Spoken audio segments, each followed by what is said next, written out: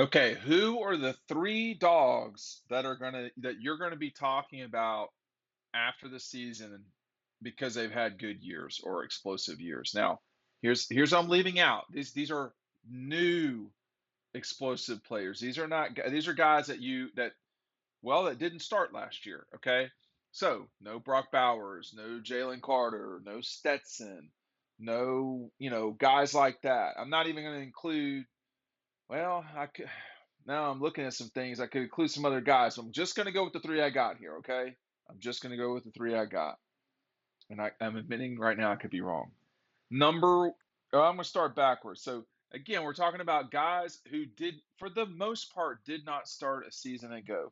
And I'm going backwards. These are the guys that I think will be the top three that y'all will be talking about um, who did not start the majority of a season ago. Number three, Broderick Jones. Okay, he's not going to have numbers. That's the only issue with Broderick. But it looks like everything's there. Now, Cedric Van Pran, Warren McClendon, there are guys who have been around the block for a while that that have been starters at Georgia already. Broderick has not. So I think in terms of taking the next step level up, go to the next level, I think Broderick's a guy you really have to look at. During the national championship game, it was Broderick who was in at left tackle.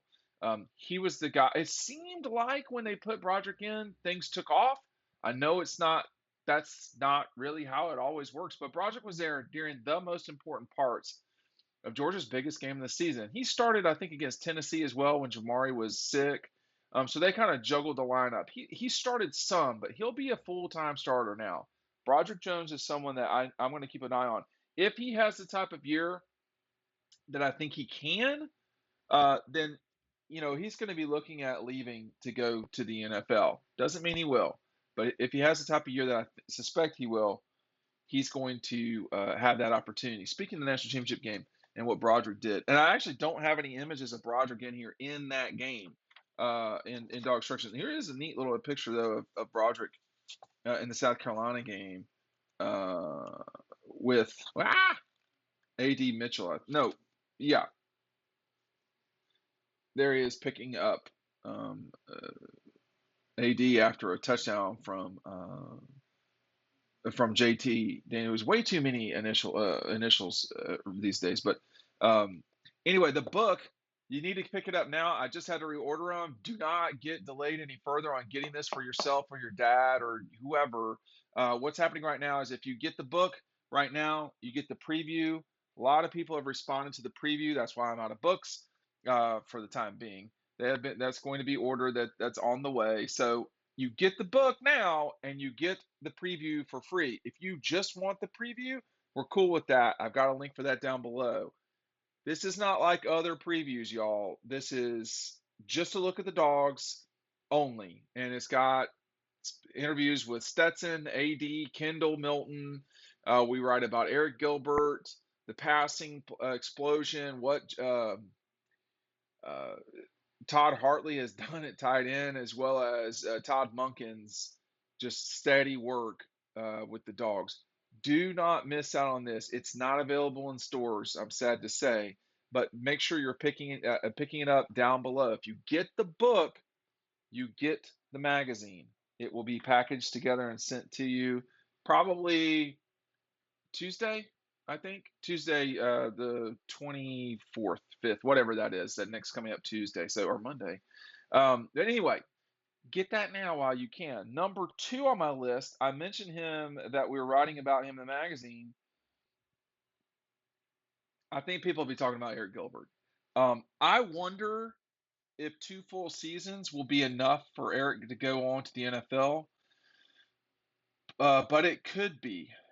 It could be enough for him to have that sort of spike in a season. I think that my hesitancy in putting him in here is it's so crowded at tight end. But I had a conversation over this weekend. This is just normally the sort of stuff I put in what we were hearing. I had a conversation on Friday, actually, not over the weekend. I don't know what is Friday the weekend technically. Whatever. I've always thought of it that way. Um, but with a former Georgia player, a very smart person. And his point was that you can do whatever you want with these three tight ends. That it's really going to be a problem for everybody else that they defend if they come out in those three tight end packages where you've got Brock, Darnell, and Eric Gilbert. Because his point was if they come out in nickel or dime or some sort of secondary package, then you just run right on them. If they come out in a heavy package or a heavier package, then you split the guys out wide and you make some the equivalent of Nolan Smith try to cover a run with Eric Gilbert. It's not going to happen. It's not going to be successful. So I think a lot of people have been obvious about this. I'm going to do a video about Todd Hartley in a little bit here, but a lot of people have talked about Todd has earned the money. Yeah, he has. He has. Ain't no doubt. All due credit to Todd. I get it. But at the end of the day, what he's really allowed Georgia to do is change the way they attack everybody because this is not a normal tight end room. And with that,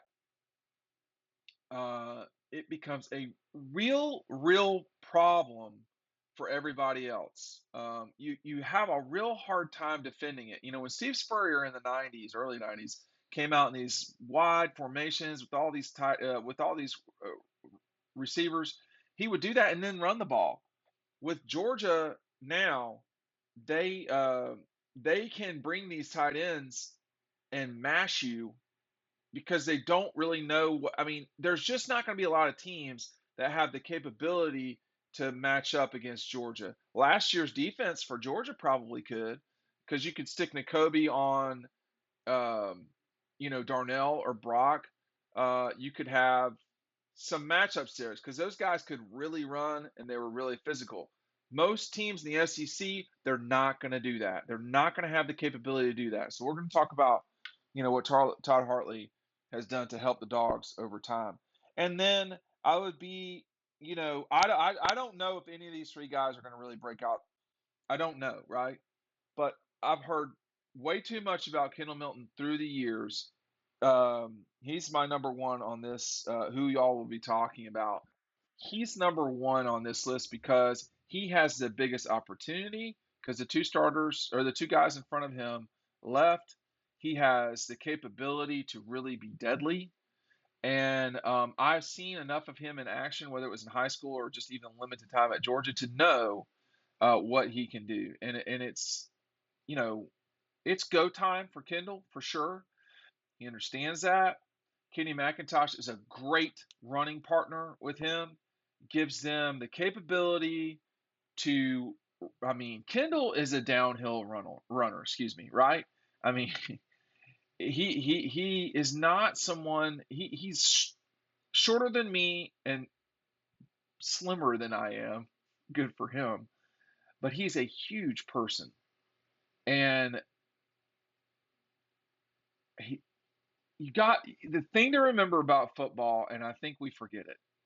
You legitimately have to take another person, another man, to the ground. That's how you have to end the play. And in doing so, you're having to fight off a much larger person than you typically, uh, and take down the person that's running at full speed typically. That's not easy to do. It's not. And the problem is for if you do it right, and we saw like at the end of the Auburn game, that Kendall Milton is a lot of trouble at the end of these games, man. I mean, just a lot of trouble. And we could see a situation where, you really beat people up with Kendall and Kenny for a while at Edwards and maybe even Robinson. But then in the fourth quarter, you're you're probably going with Kendall a lot. He's not Todd Gurley. He's not. He's not. And he's not Derrick Henry. But he is a big back that is in that universe. And that's not a lot of fun to deal with. And when you start dealing with big physical guys that can run, that's no fun at all. James and Zamir were physically put together, no doubt. This guy is even tougher to deal with because of his size. And I think that's why I have him number one. We have a 4-page spread on him in the magazine. Make sure you're picking this up. You get DAWGSTRUCTION, you get this for free. All right, comes in the packaging. I'm not even this guy is a full blown beast. People don't like dealing with him either. Why do you think he scored so many touchdowns last year?